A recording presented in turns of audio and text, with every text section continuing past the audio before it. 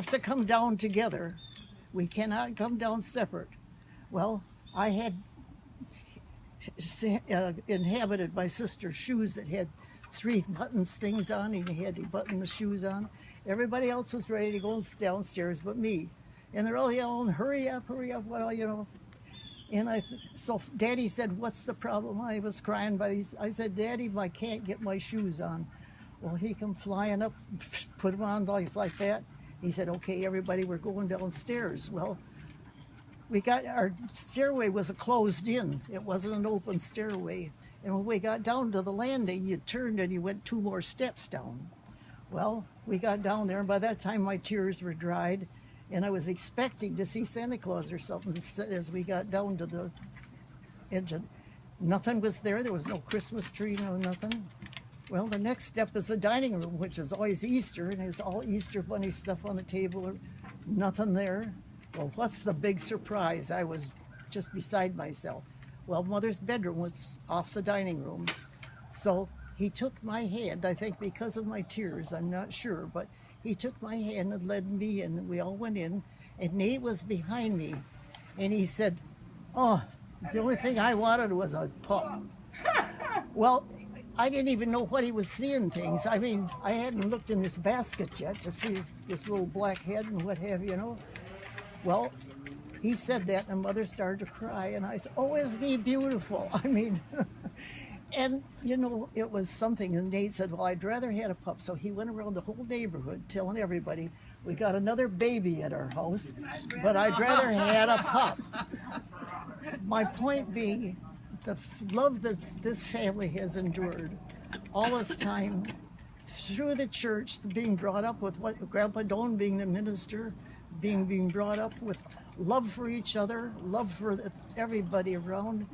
And though we're small at church now, but I wish we all remember to pray that the church can survive. We're having a very serious building problem, and we're not sure what the outcome is going to be. But keep on this love. This is something today, to have all these love, these cousins and their partners.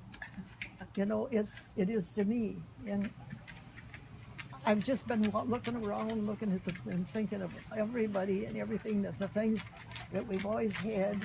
And then to think when our brother, baby brother, Carl, passed away.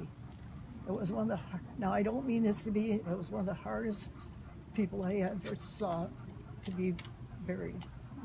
But you know, he loved, and the story was we were cleaning at church just not too long before he passed away.